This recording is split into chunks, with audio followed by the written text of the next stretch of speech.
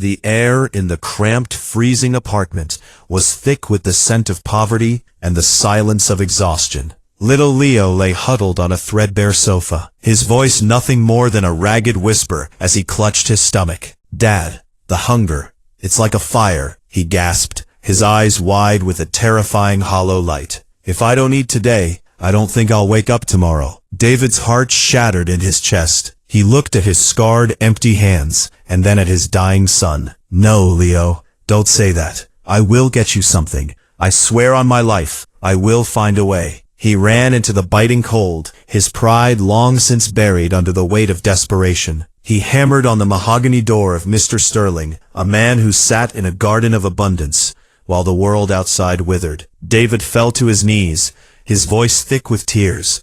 "Mr. Sterling, please. My boy is fading. We have nothing, not even a crust of bread." Sterling offered a thin, practiced smile. "The supply chains are broken, David. Everyone is feeling the pinch." Then, with a casual wave of a gold-ringed hand, he gave a promise that felt like salvation.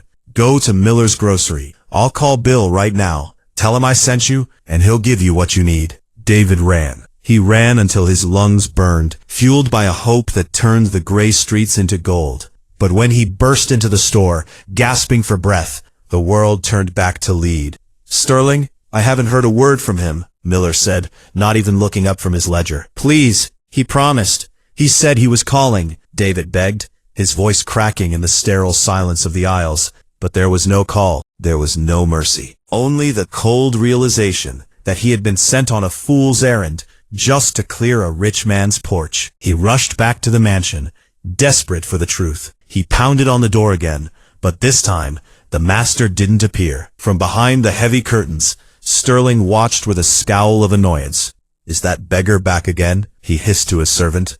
"Tell him I've left for the city. Tell him I'm gone." The lie was delivered like a physical blow. David stood in the rain, the clouds of despair finally drowning out his spirit. He walked home with the weight of 1,000 years on his shoulders. He entered the apartment and saw Leo still lying on the sofa. "Leo," he whispered, his voice dead, "this world is a graveyard of kindness. No one is coming for us." He waited for a reply, a cough, a moan, anything, but the room remained silent. When David finally touched his son's cheek, it was as cold as the promise Sterling had made. Leo was gone, and then the miracle happened. Too late. As the news of the boy's death echoed through the neighborhood, the very people who had turned their backs suddenly found their hearts. The neighbors who wouldn't share a sandwich now arrived with overflowing baskets. The man who wouldn't give a cent now offered a premium casket. This is the bitter, jagged truth of our world. We deny the living a single bite of bread, but we will bury the dead in a mountain of flowers. We wait for the heart to stop beating before we decide it was worth saving. Take care of the living while they are still here to feel it, because once the light goes out, all the candles in the world won't bring it back.